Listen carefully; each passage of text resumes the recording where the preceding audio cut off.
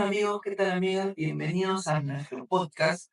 En este caso se titula Desmintiendo mitos en ingeniería civil con nuestro invitado especial Yeltsin Huancachoque. ¿Qué tal Yeltsin? ¿Cómo estás? ¿Cómo estamos para empezar este podcast? ¿Qué piensas sobre el título? Hola, buenos días, buenas tardes con todos. Bueno, primero agradecerles por la invitación. Y respecto al título, pues, como bien se menciona, a veces en nuestra industria de la construcción, pues existen bastantes mitos que a veces se toman como ciertos y que pueden cambiar un poco nuestra percepción de lo que es la gestión de proyectos, ¿no? Y que va a ser interesante poder aclarar algunos mitos o desmentir algunos mitos o quizás confirmar algunos mitos, ¿no? Claro, justamente estos mitos, a veces equivocados, em, nos desvinculan a veces sobre lo difícil o fácil que pueda ser, sobre el rumbo que el cual podemos tomar en esta hermosa rama, ¿no? Que es la gestión de proyectos. Bueno, y así vamos a hacer el bloque de preguntas, ¿no? La primera pregunta sería, ¿qué te motivó a elegir tu carrera profesional y cómo ha evolucionado tu perspectiva desde entonces?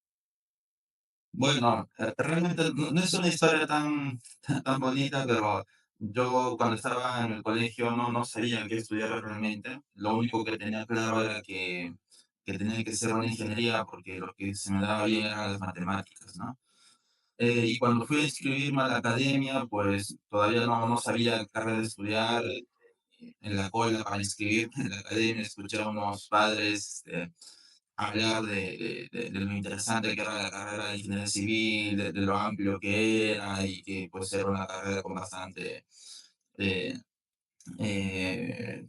con bastante futuro, ¿no? Entonces, y durante la cola que era, era muy larga la cola, escuché a mucha gente, o sea, hablar de ingeniería civil y dije, pues creo que esa es, ¿no? Y luego empecé a investigar un poco más y, y me gustó. Y en realidad así fue como escogí la carrera. Claro, ¿y cuál sería tu visión ahora? O sea, la comparación anterior quizás era desconocida, que, bueno, que muchos piensan que tan solo ingeniería civil es construir edificios, ¿no? No ven lo que son, digamos, puentes, carreteras, ¿no? O sea, ¿cómo evolucionó tu perspectiva desde la carrera desde entonces? Ahora, ¿qué abarca la carrera de ingeniería civil? Bueno, en realidad, claro, tuve mucha suerte porque, o sea, realmente, o sea, no investigué mucho, o sea, no pregunté a familiares. Casi todos mis primos, por parte de mi madre, son ingenieros civiles, pero nunca fue muy cercano, pero nunca les pregunté, ¿no? Entonces, tuve mucha suerte de escoger la carrera de ingeniería civil porque, como bien comentas, es una carrera muy amplia, ¿no? Muy amplia, además de todos los tipos de obras que tú puedas ejecutar, como edificios, puentes, carreteras, aeropuertos, túneles, lo que sea. Te puedes dedicar a muchas cosas. O sea, eso es algo que yo siempre les comento a mis alumnos cuando enseño en pregrado. Este, si en algún momento tú estabas entre que estudiar derecho y ingeniería civil, o sea, hay una especialización o hay un rol dentro de la ingeniería civil que es pues, el gestor de contratos, que en la mayoría de veces o puede ser ingeniero civil o puede ser abogado, pero a veces es un poco más práctico que seas ingeniero civil y que conozcas la parte de derecho para gestionar contractualmente un proyecto y más si es un megaproyecto. Si estabas entre estudiar economía y ingeniería civil, pues eh, hay una especialización de la carrera que es pues, la planificación y construcción de proyectos y en esa etapa tú ves qué tan viable es un proyecto y tú tienes que ver aspectos económicos y financieros, ¿no? Y así, o sea, si estabas, o sea, la carrera es tan, o sea, primero que hacemos una gran variedad de tipos de obras y luego dentro de los proyectos podemos tener una gran variedad de roles y cargos, ¿no? Entonces, yo siempre les digo, "Ay, si estaba dudando, créeme, entre una u otra carrera, en el ejercicio de nuestra profesión vas a encontrar una forma de vincular ambas, ambas carreras, ¿no?" Claro, o sea, es una carrera muy extensa, ¿no? A veces uno ya duda de por qué está bonito la rama de geotecnia, la rama de vial, la rama de hidráulica, la rama de gestión de proyectos, ¿no? Pero justamente la rama de gestión de proyectos, como su nombre lo dice, en todos lugares vamos a gestionar los proyectos. De alguna otra manera sí que es bueno tener conocimiento pleno, ¿no? De todo tipo de contratos, etcétera, ¿no? Que siempre es bueno. Oye, y entre todo esto, ¿cuál crees que ha sido el mayor desafío que has enfrentado ya en tu trayectoria profesional? Ya cuando ya no estás en la universidad, sino ya estás en el campo, estás ahí. ¿Cuál fue y cómo lo superaste, no? Para que así los chicos que recién están saliendo, quizás se choquen contra un muro y piensen que es demasiado difícil el campo laboral, pero bueno, en base a tu experiencia, quizás puedan abordarlo de mucha mejor manera. Claro, o sea,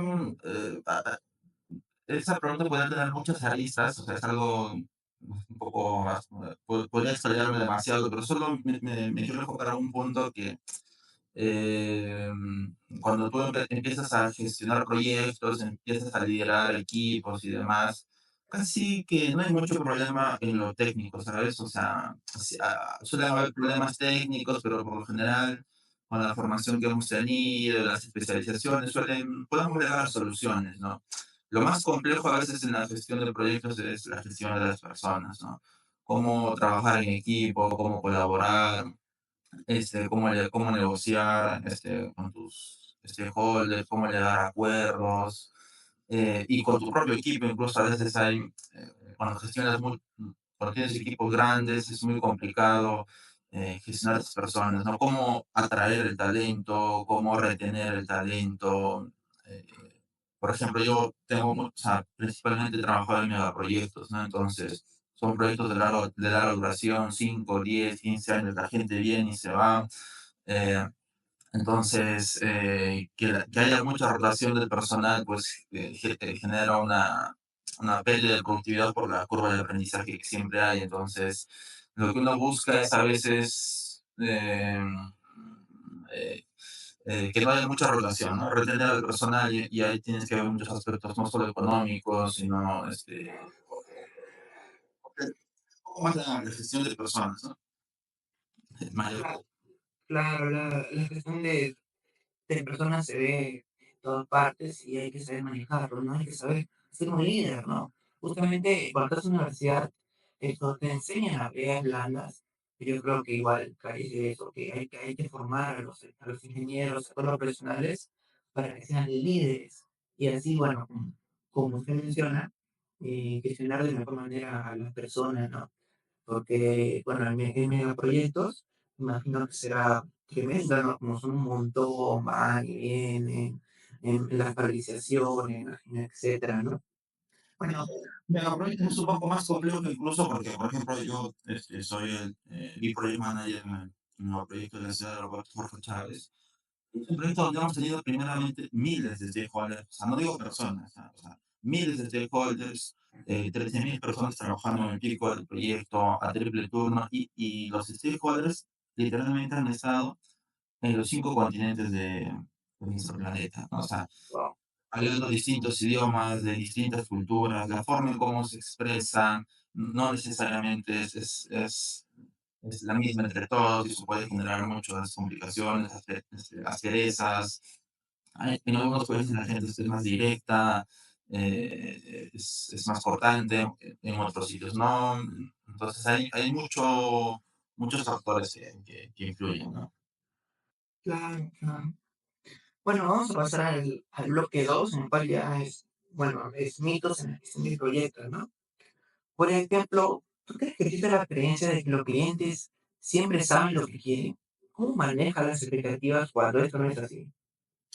O sea, en realidad hay de todo. Realmente hay clientes que sí saben lo que quieren, o sea, que desde etapas muy tempranas planifican muy bien su proyecto, ¿no? Por ejemplo, en megaproyectos, en la etapa de planificación se le dedica mucho tiempo porque los megaproyectos son proyectos muy complejos con muchos vicios ocultos y si no tienes planificado, estandarizado las cosas desde el inicio, la variabilidad de un proyecto normal a un megaproyecto, pues es exponencial, o sea, entonces se suele planificar mucho y muchos clientes están bastante informados, pero son pocos. La gran mayoría de clientes, pues, realmente, como bien se comenta, a veces no saben lo que quieren y pues eso le agrega variabilidad al proyecto, o sea, que luego haya modificaciones del alcance, a solicitud del cliente y demás, ¿no? O sea, hay un poco de todo, ¿no? Claro, y bueno, si tuviéramos que poner así un porcentaje, ¿cuál dirías que sea? ¿Cuáles son los clientes que vienen y ya saben lo que quieren y ha habido muy pocos cambios? A comparación de clientes que vienen dubitativos, que a veces no tienen un producto tan claro. ¿Cuál, si tuvieras que poner un porcentaje en base a que sea profesional, cuál sería? No, yo diría entre 30, 70, o sea, 30, 70, ¿no? Ok, 30-70% que sí saben lo que quieren. O sea, 30, no, 30% de clientes que sí saben lo que quieren y un 70% de clientes que no saben o no tienen muy claro o muy definido lo que quieren, ¿no? Ah, o sea, hay creo que el doble, ¿no? O sea, entiendo, entiendo, entiendo. Bueno, existe el mito de que la gestión de riesgos es una pérdida de tiempo. ¿Cómo abordas la gestión de riesgos en tu proyecto? Bueno, en este caso, puedes hablar quizás en el proyecto que estás, en el proyecto en el aeropuerto Jorge Chávez. Sí, o sea, bueno, yo creo que la gestión de riesgos es clave porque nos permite anticiparnos a los problemas o complicaciones que podamos tener en los proyectos, ¿no? Y a nivel del mundo, pues ya está generalmente, ya mucha gente em, reconoce su utilidad, ¿no? Yo, aparte de mi nuevo proyecto de aeropuertos Jorge Chávez, yo estuve en los Panamericanos, estuve en la reconstrucción con cambios, usando contratos colaborativos como los contratos NEC. Ya en estos contratos colaborativos, en la mayoría de contratos colaborativos, la gestión de riesgos es un pilar fundamental, ¿no? Incluso los contratos NEC ya tienen mecanismos especiales para la gestión de riesgos. Bueno, los contratos NEC se llaman alertas tempranas, ¿no? Que buscan alertar de cualquier cosa que pueda afectar de forma positiva o negativa en el proyecto, ¿no? Y a veces eso es vinculante, ¿no? Está sujeto a que se puedan reconocer, bueno, hablando en términos más comunes, deductivos o adicionales del proyecto, ¿no? Entonces, sí, entonces creo que es fundamental y cada vez más reconocida su utilidad. Y como te comento, la mayoría de contratos colaborativos ya incorporan cláusulas específicas para la gestión de riesgos, ¿no? Claro, hay demasiado riesgo, ¿no? A veces hay riesgo fuera, ¿no? Que escapan, pero hay que estar precavido, ¿no? Siempre tener ahí especificado en los contratos, ¿no? Con respecto a los juegos, bueno, panamericanos, tengo entendido que fue una construcción que fue en tiempo récord. ¿Cómo fue abordar los riesgos ahí, en vuestra experiencia?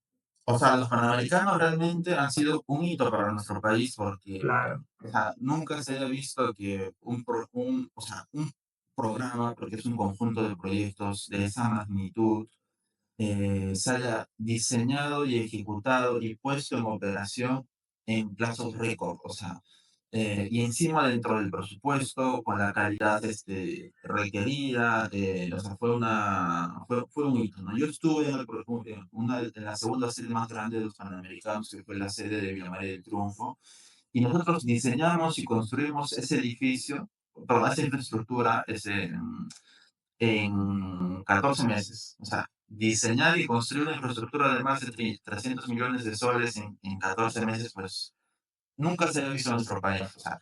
O sea, fue tal el impacto que imagínense, o sea, hasta los políticos, los congresistas, las autoridades se dieron cuenta, oye, ese modelo de gestión de proyectos funciona, los contratos colaborativos funcionan, BIM, PMO funciona, y desde entonces ¿cuántos proyectos en nuestro país no se están tratando de ejecutar bajo ese mismo modelo? O sea, la reconstrucción con cambios siguió ese modelo, Colegio del Bicentenario siguió el modelo, Carretera Central está siguiendo ese modelo, o sea, hay muchos megaproyectos que están siguiendo ese modelo porque han visto que funciona. O sea, yo hasta diría que fue el primer proyecto de nuestro país que terminó a tiempo y con la calidad requerida. O sea, claro, ¿no?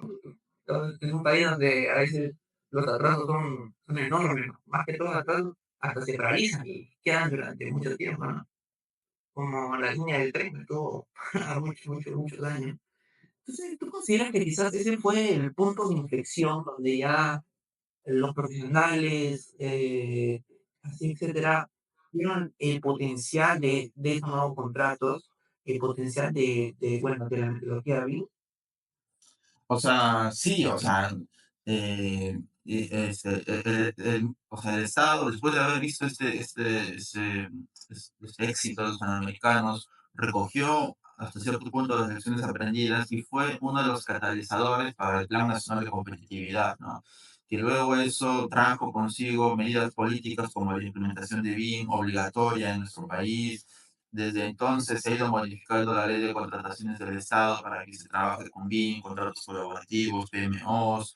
Se generó nuevas leyes que son para sacar proyectos. ¿Qué es lo que pasa? Que los panamericanos, para que salgan los panamericanos, Ujú. ese proyecto está fuera de la ley de contrataciones del Estado. Con la ley de contrataciones del Estado nunca hubiéramos llegado a tiempo. Entonces, para que este proyecto salga de la ley de contrataciones del Estado, se tiene que sacar una ley que sea aprobada por el Congreso y, bueno, validada por el Ejecutivo. Todo ese proceso demora mucho tiempo. Los panamericanos y la reconstrucción con cambios siguieron ese proceso. Y como vieron que esto funcionaba, pues se sacó una nueva ley para crear una modalidad de ejecución que se llaman los proyectos especiales de inversión pública, que hacen que proyectos de gran complejidad con presupuestos muy altos se ejecuten fuera de la ley de contrataciones del Estado, pero sin que se saque una ley exclusiva para ese proyecto. Entonces, así nació, por ejemplo, los colegios del Bicentenario, ¿no? Que son una serie de no sé de cuántos colegios que se están construyendo en nuestro país fuera de la ley de contrataciones del Estado, siguiendo el enfoque de los panamericanos, pero no hubo la necesidad de sacar una ley específica para sacar ese proyecto fuera de la ley de contrataciones del Estado. Ah, okey, okey. Y con respecto para que nuestros oyentes vean el potencial, vean el cambio, en la explicación que tú mencionaste que demoró 14 meses en esta metodología, con nuevo contrato, etcétera, ¿cuánto tú crees que se hubiera demorado con lo clásico y el tradicional para hacer así un contraste? O sea, primeramente, si milagrosamente se hubiera acabado a tiempo, pues hubiera tomado 4 años quizás. eh, y lo más probable es que estuviera paralizado. O sea, nuestro país, del 100% de los proyectos paralizados en nuestro país, mira, más del 50% son obras por administración directa y cerca de un 40% son obras que se ejecutan bajo la ley de contrataciones del Estado. O sea, seguramente de los, no sé, 20, 30 proyectos que se hicieron para los panamericanos, la gran mayoría se hubiera paralizado y seguramente el 100% no se hubiera terminado a tiempo. Ah, okey, estamos hablando de hasta 4 3 4 veces más, ¿no? Ujú. De tiempo, es demasiado, no, es demasiado. Bueno, muchos relacionan al éxito de un proyecto con lo que es, el presupuesto, o sea, si mi proyecto está dentro del presupuesto y dentro del tiempo establecido, ha sido exitoso. ¿Tú crees que esto es correcto? ¿Hay más variables que tenemos de ver? ¿Y cuál sería tu visión sobre el éxito de los proyectos? O sea, el éxito, o sea, es algo que se define con el cliente, ¿no? O sea, el que define la calidad o el valor de algo es el cliente, ¿no? Entonces, es algo que se define en conjunto con el cliente y puede variar de cliente a cliente, tipo de proyecto a tipo de proyecto. O sea, existen proyectos en donde si se acaba con un menor presupuesto, es exitoso porque su objetivo junto con el cliente era ahorrar dinero, ¿no? Existen otros proyectos donde el dinero, o sea, proyectos sociales, por ejemplo, donde quizás mucho en el dinero no sea, por ejemplo, los panamericanos. ¿Qué es lo que pasa con los panamericanos? Perú ganó la sede, si la memoria no me falla, en el 2011 o en el 2013, y tuvo cerca de 6 años para gestionar toda esa infraestructura, ejecutarla y llegar tranquilamente al proyecto. Incluso si lo hubieran hecho de la manera tradicional, en 6 años hubieran podido llegar, pero hasta el 2017, hasta prácticamente el 2018 no hicieron nada. O sea, Y 2018, faltando un año para los Panamericanos, recién se dan, o sea, bueno, se dieron cuenta un poco más antes, ¿no? Pero bueno, este, desde que se adjudicó el primer paquete, que fue el de la vivienda, pasó a finales del 2017, o sea, empezaron a preocuparse eh,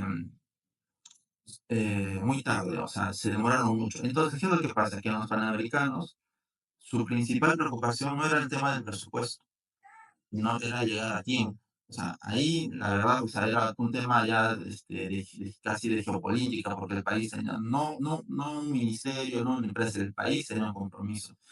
Entonces ahí la prioridad era llegar a tiempo. Entonces, por ejemplo, para mi proyecto pudo optimizarse mucho más el costo, pero la preocupación no era el costo, era el tiempo. Nosotros empezamos a traer muchas cosas, muchos equipos en avión, porque si lo traíamos en barco no llegábamos. Este, Sí. ya, y se ejecutaron en fast track, o sea, y trabajamos a doble turno. Entonces, cuando trabajas a doble turno, el costo de hora hombre, cuando es por la noche, cuesta más. Entonces, pero el proyecto se cataloga como exitoso porque entregamos a tiempo y con la calidad requerida. El costo, evidentemente, por las malas decisiones del Estado, pues se incrementaron un poco más, pero y aún así, bajo las métricas del proyecto, bajo la óptica de proyectos que se ejecutan para Juegos Panamericanos o Juegos Olímpicos, aún así, bajo esa óptica y viendo el presupuesto, los Panamericanos fue un éxito, porque se terminó con un 10%, no me acuerdo, un 10,5%, con un presupuesto de 10,5% menor a lo planificado, cuando en otras sedes, como en Toronto, o en Guadalajara, en esas sedes de los Panamericanos costó hasta un 80% más o el doble de lo que habían presupuestado. Nos va a depender de la óptica, del tipo de proyecto, de las condiciones del proyecto, eh, pero por lo general tienen que ver con costos, calidad, plazos, a veces con aspectos sociales, a veces con aspectos ambientales. Ah, eh, claro, claro. y o sea, va a depender, ¿no? No hay una sola. Claro, no son los clásicos de dinero y tiempo, no. No, o sea, hay mucho más calidad, ambiental, como mencionas, ¿no? Social. Entiendo, entiendo. Y bueno, a ver, vamos a ver. A ver, un poquito. Y con respecto a los panamericanos, la gestión de riesgos frente a estos doble turnos, frente a esta, bueno, traían avión, etcétera, ¿no? Se puede decir que había quizás demasiado en poco tiempo en la parte de los interiores de la maquinaria, etcétera. La gestión de proyectos, ¿qué tan exhaustiva fue, no? O sea, mm, ¿qué tan importante o qué tanta matrices le pusieron? ¿Les podría dar algún comentario? No entendí la pregunta. Ok, o sea, me refiero que la gestión de riesgo justamente porque al tener poco tiempo, al tener poco tiempo, lo que se vio es que la gestión de riesgo que manejaron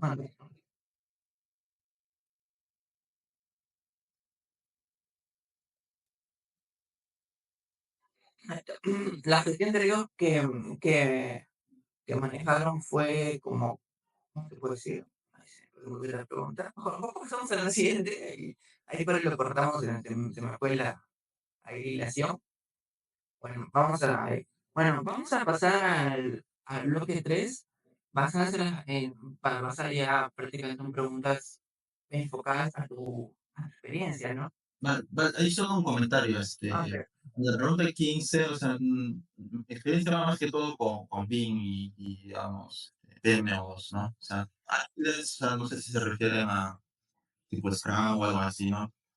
No, o sea, no va tanto por ahí mi experiencia, ¿no? Por si acaso. Claro, pero si vamos a hacer la pregunta número 16, ¿no? Vale, vale. Ajá. Con respecto, bueno, has trabajado en diversos sectores y proyectos. ¿Cómo adaptas tu enfoque de gestión de riesgos según el tipo de proyecto o la industria? Bueno, realmente, siempre suelo hacer, la gestión de riesgos, sea cual sea el proyecto en el que estamos.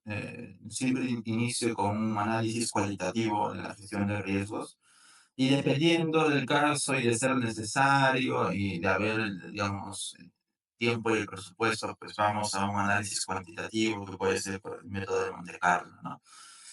Pero por lo general, pues podría ah, eh, bueno, a veces es suficiente con un análisis cualitativo y a veces necesitas un análisis cuantitativo, ¿no?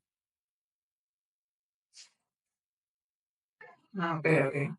En tu trayectoria, ¿hay algún proyecto que consideras especialmente exitoso? Bueno, creo que ya por lo que hemos hablado, creo que esa es la respuesta. Y bueno, ¿y cuáles serían también las lecciones aprendidas, ¿no?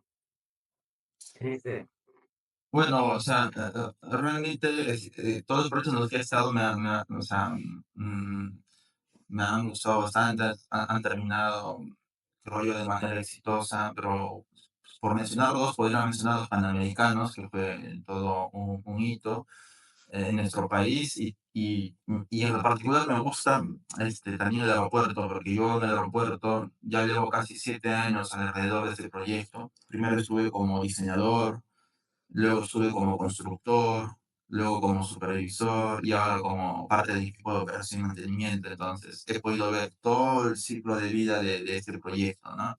Y eso, pues, ha hecho que le coja mucho cariño a este proyecto. Y además, este proyecto es una locura, o sea, ese aeropuerto, en especial la terminal, se ha diseñado y construido también en un plazo récord de casi 3 años y un poco más. Y hacer un aeropuerto, solo el diseño te puede tomar 3 años. O sea, o sea, un hospital de alta complejidad puede tener hasta 30 subespecialidades. En un aeropuerto entre lado aéreo y lado tierra llega hasta 70 subespecialidades. En este megaproyecto hemos generado más de 500.000 documentos, más de 90.000 planos y sin contar revisiones, más de 3.000 modelos, o sea, más de 2 millones de flujos de comunicación en nuestro entorno común de datos. O sea, la magnitud y el roce internacional hace que pues, este proyecto de aeropuerto Jorge Chávez sea uno de los que más aprecio y considero que es un éxito porque pucha, haber logrado ejecutar ese proyecto en un plazo tan ajustado fue una locura, ¿no? claro, es toda una proeza, ¿no? En todo lo que en nuestro sector. Y bueno, y con la evolución constante de las herramientas y tecnologías, ¿no? Justamente muchos empezamos con lo que es el CAD y después vamos a decir inventando Revit, después vamos otro ya para el proyecto que la primavera, muchos que con la gente que se utilizan Excel, ¿no? Y con la evolución constante de estas herramientas, porque siguen evolucionando, ¿no? Ahora también está lo que es la IA, ¿no? Etcétera. ¿Cómo tú te mantienes actualizado y decides y tú cuál decides adoptar para tus proyectos, ¿no?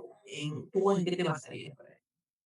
O sea, yo, bueno, realmente cuando estaba en la universidad, yo, digamos, al final estaba un poco agotado porque dije, pucha, tantos años estudiando, primaria, secundaria, universidad, ¿no? Termino la universidad y voy a dejar de estudiar, decía, ¿no? Pero viendo un poco el mercado laboral, donde hay mucha competencia, cada vez hay más competencia. Desde que salí de la universidad nunca he dejado de estudiar, ¿no? O sea, yo tengo 2 másters, ahora estoy estudiando otra maestría en ciencia de datos e inteligencia artificial y bueno, ya se ha hecho como que un hábito siempre seguir estudiando, capacitándonos, ¿no? Porque es un mundo muy competitivo, ¿no? Y realmente qué tecnología usar depende mucho de cada proyecto, ¿no? O sea, las necesidades de cada proyecto son muy diferentes, ¿no? Y hay que hacer todo un análisis, oye, de qué problemas tengo, a dónde quiero llegar y luego buscar recién las mejores herramientas que me van a ayudar a cumplir nuestros objetivos, ¿no? Claro, y también saber manejar estas tecnologías, ¿no? Porque bueno, uno piensa que la tecnología siempre puede resolver todos los problemas de un proyecto, ¿no? Pero, pero tú, ¿cuál crees que es el papel de la tecnología específicamente en la gestión de los proyectos? O sea, la tecnología ayuda mucho, o sea, dentro de unos años la inteligencia artificial también va a ayudar bastante, principalmente a automatizar aquellos procesos repetitivos, ¿no?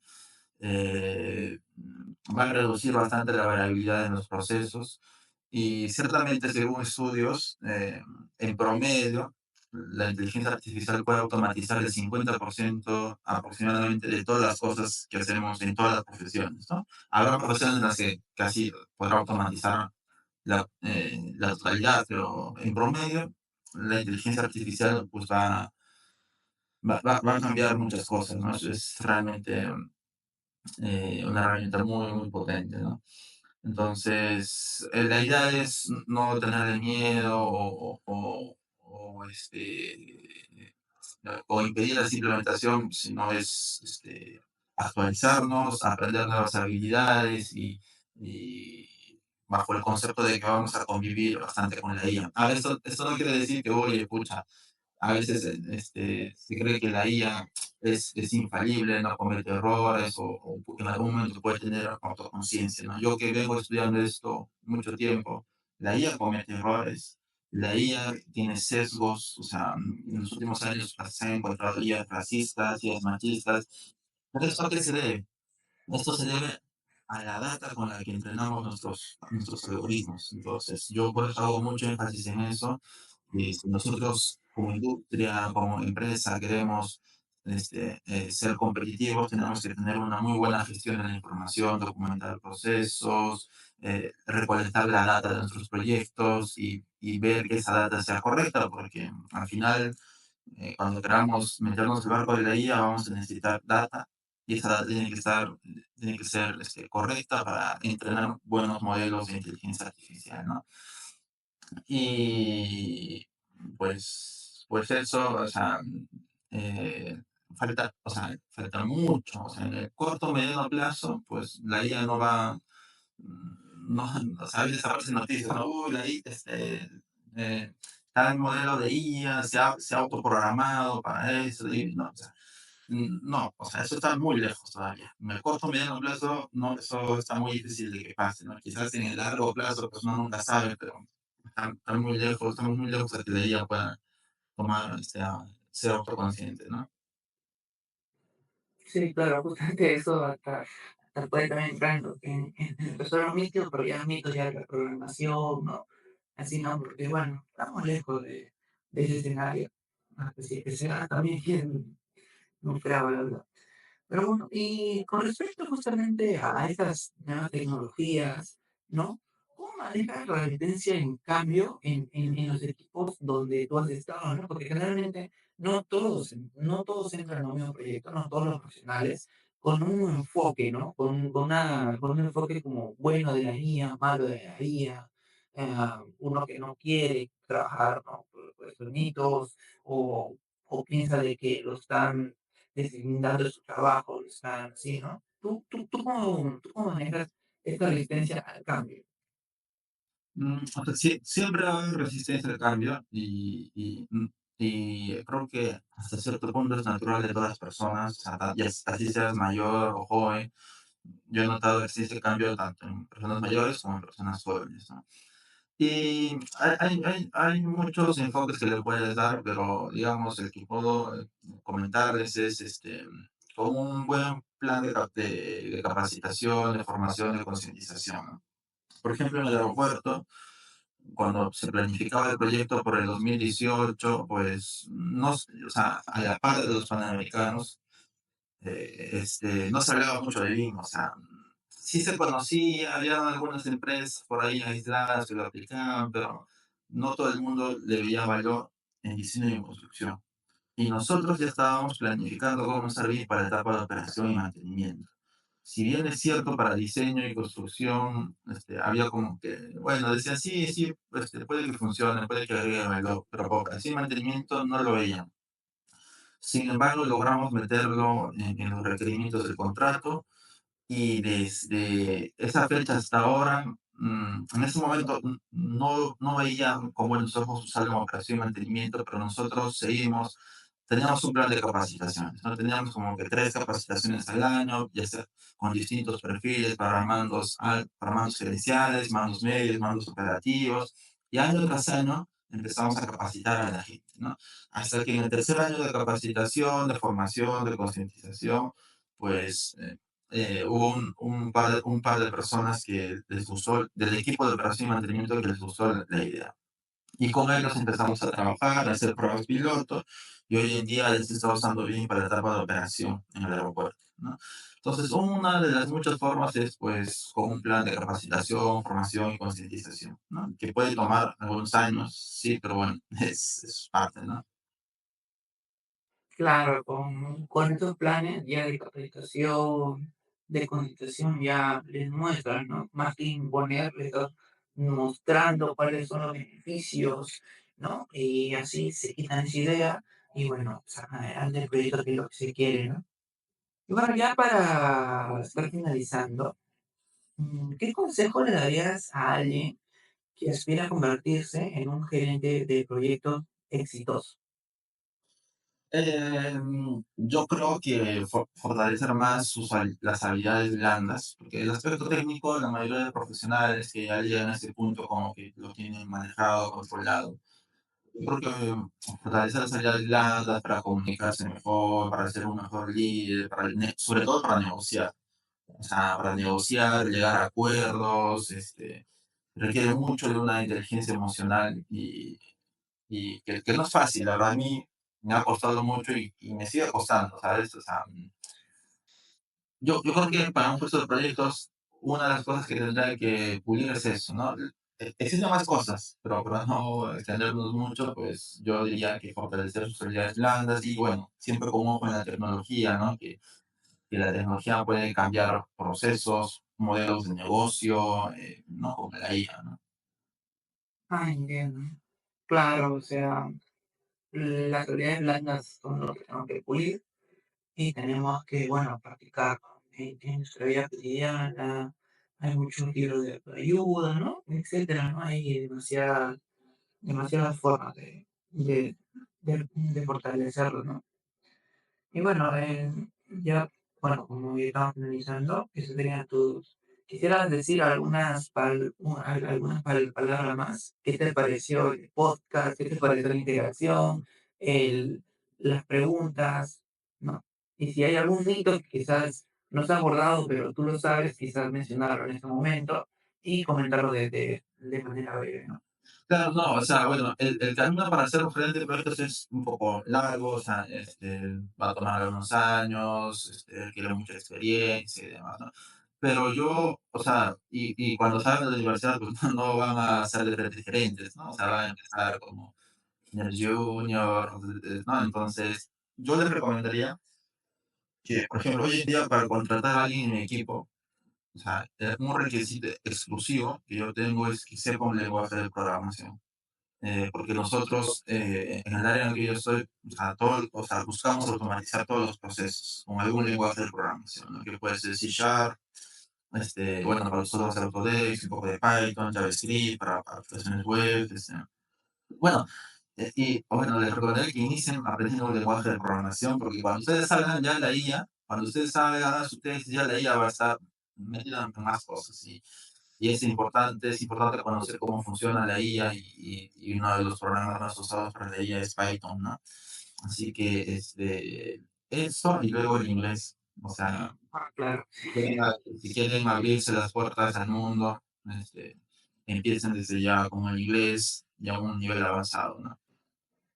Ah, ok, ok, Por todo claro. lo demás, no, agradecido por la invitación, siempre, es grato colaborar con estudiantes que pues, hacen esto de forma, puede decirse, autónoma, autodidacta, ¿no? Entonces, eso tiene que ver mucho también con las habilidades blandas, ¿no? Así que creo que están encaminados, los felicito y que, bueno, que este proyecto que tienen, pues, perdure en el tiempo, ¿no? Ujú. Claro, en otro primer podcast vamos a seguir haciendo más, tenemos invitados, ¿no? Y bueno, eso sería todo, chicos. Muchas gracias, Jelsin, por tu presencia, de verdad. Se agradece de parte de Grupo Científico con IGER, de Ingeniería Civil, que somos San Marcos, y de parte de la Química de Perima, y también del presidente que se dedica a sus nada, ¿no? muy agradecido por tu prestación. Quisiera terminar esto con la frase que siempre hacemos, que es que el conocimiento no se almacena, sino se difunde. Y bueno, eso sería todo. Chao, chao chicos, ¿me están escuchando? También Jelsin está diciendo chao, chao chicos, cuídense.